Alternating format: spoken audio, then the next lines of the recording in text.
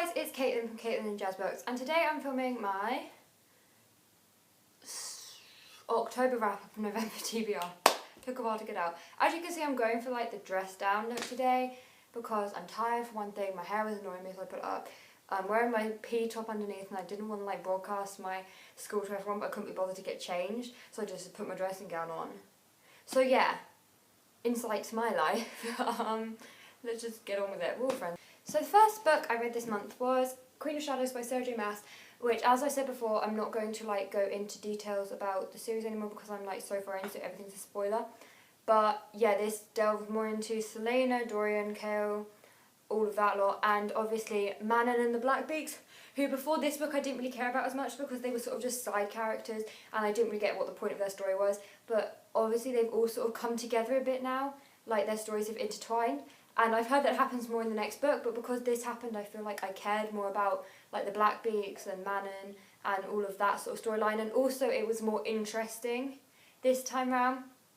Also, I've heard that I didn't do it in the right order because there's the novellas before this, and you're supposed to read it before this, but I didn't, so I'm going to read it after this, but you know it's fine.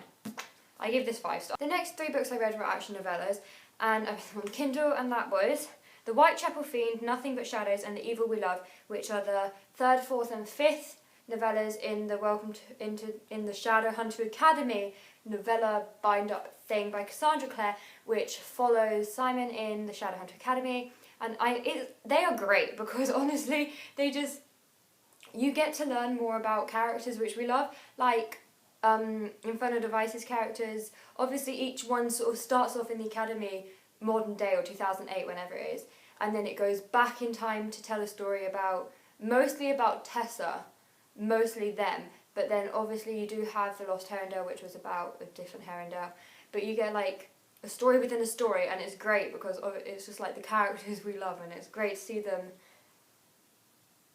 reliving, if you get what I mean by that. But yeah, I gave The Whitechapel Theme 5 stars. I gave them all 5 stars basically. The next book I read was actually for school, and that is The Strange Case of Dr. Jekyll and Mr Hyde by Robert Louis Stevenson. I gave this 3 stars. In my head I was like, right, I'm going to give this 3 stars just to be nice. Probably I'd give it 2 stars. I don't like this, but it's mostly because I read it for school. But it basically explores the idea of people having dual personalities in the way that man can be both good and bad, not purely good or purely bad, but both. And yeah, it's hard to explain. It's basically, main character is Utterson, who's got a friend, Dr. Jekyll, and then there's this new guy, bad guy, Mr Hyde, that comes out, and Utterson gets suspicious that Hyde might be blackmailing Jekyll, and then it basically unravels. You probably know the story because it is very famous, and obviously if you live in England and you're doing an English GCSE at the moment, then you will be doing this. But yeah, and it's got all my lovely notes in it. 3 stars.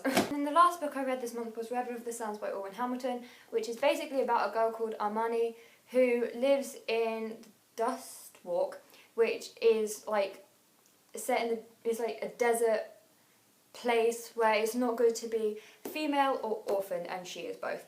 And basically she is a sword gun slinger, and she goes to fight in a competition to get money to be able to leave where she lives, and she bumps into a mysterious stranger, and yeah, it basically all escalates from there.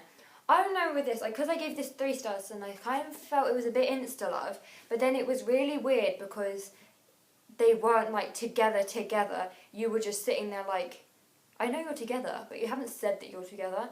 It was really weird, but it was alright, and the writing was really big, so I was loving life. Yeah.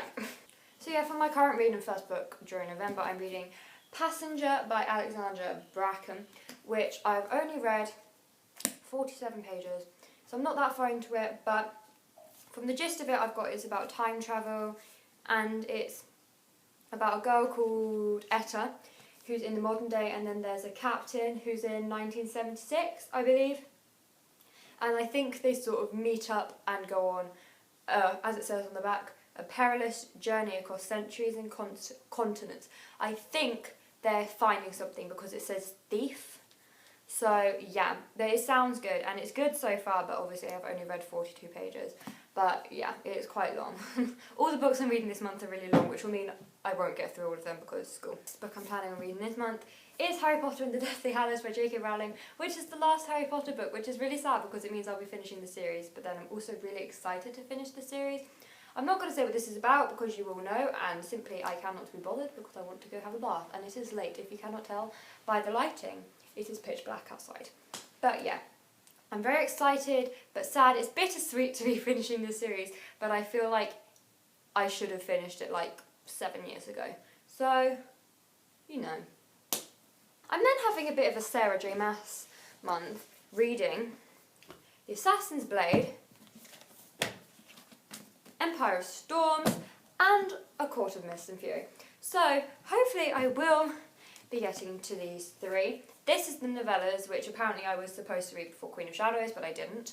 This is the new one that just came out, which I bought last week, and I'm going to read that this month.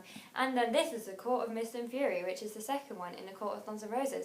I just feel like I should just finish all her books, and then I'm caught up with them, and I don't have to worry about them anymore until the next ones come out. Also, how pretty is the back of this? Don't read it though if you haven't read the rest of them, but yes. And it says contains mature content, not suitable for younger readers. Side note, in Tesco's when I found it, they have found this. This has a binder, right? Of like both of them. You can get them for £7, which is the price of one of these books. But it says 16 plus on the front, which makes me laugh. Because I'm not 16, but yeah. Also, another side note, how come this is the only one that says mature content? Exciting times. Oh my god, it's tiny. Okay, finish the video now. But yeah, they're all the books I've read and all the books I'm planning to read. So thank you for watching, and I'll see you next time whenever the hell I'm seeing you. But yeah, so enjoy your week, and I hope you had a good Halloween. Comment what you went as, so yeah. So leave a like, comment and subscribe if you want to, and I'll see you soon. Bye guys!